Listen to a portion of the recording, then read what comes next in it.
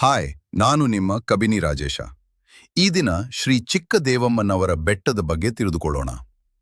ಮೈಸೂರು ಜಿಲ್ಲೆಯ ಹೆಗ್ಗಡದೇವನಕೋಟೆ ತಾಲೂಕಿನ ಸರಗೂರು ಬಳಿಯ ಕುಂದೂರು ಗ್ರಾಮದಲ್ಲಿರುವ ಶ್ರೀ ಚಿಕ್ಕದೇವಮ್ಮ ಬೆಟ್ಟ ಪ್ರಸಿದ್ಧ ಯಾತ್ರಾ ಸ್ಥಳವಾಗಿದೆ. ಚಾಮುಂಡೇಶ್ವರಿ ದೇವಿಯ ಸಹೋದರಿ ಎಂದು ನಂಬಲಾದ ಚಿಕ್ಕದೇವಮ್ಮ ದೇವಿಯ ಹಳೆಯ ದೇವಸ್ಥಾನ ಇಲ್ಲಿದ್ದು, ಮೈಸೂರು ಒಡೆಯರ್ ನಿರ್ಮಿಸಿದ ಈ ಬೆಟ್ಟವು ಸುಂದರ ನಿಸರ್ಗ, ಟ್ರೆಕ್ಕಿಂಗ್ ಮತ್ತು ನುಗು ಜಲಾಶಯದ ವಿಹಂಗಮ ನೋಟಕ್ಕೆ ಹೆಸರುವಾಸಿಯಾಗಿದೆ. ಈ ದೇಗುಲಕ್ಕೆ 800 ವರ್ಷಗಳ ಇತಿಹಾಸವಿದೆ. ಈ ದೇಗುಲವನ್ನು ಪುನ್ನಾಟರ ದೊರೆಗಳ ಕಾಲದಲ್ಲಿ ರಾಜ್ಯದ ಅಧಿದೇವತೆಯಾಗಿದ್ದ ದೇವಿಗೆ ಬೆಟ್ಟದ ಮೇಲೆ ದೇವಾಲಯವನ್ನು ನಿರ್ಮಿಸಲಾಯಿತು.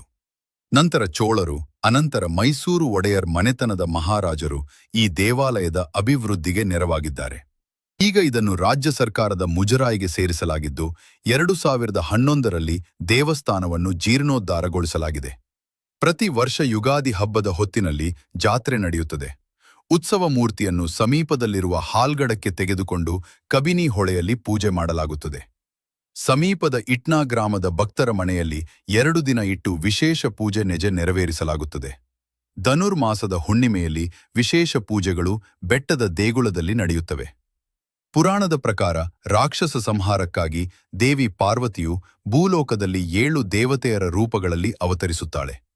ಭೂಲೋಕಕ್ಕೆ ಬಂದ 7 ದೇವತೆಯರು ದಕ್ಷಿಣ ದಿಕ್ಕಿನ ಕಡೆ ಕಾಣುವ ಎತ್ತರದ ಬೆಟ್ಟಗಳನ್ನು ನೆಲೆಯಾಗಿ ಆರಿಸಿಕೊಳ್ಳುತ್ತಾರೆ.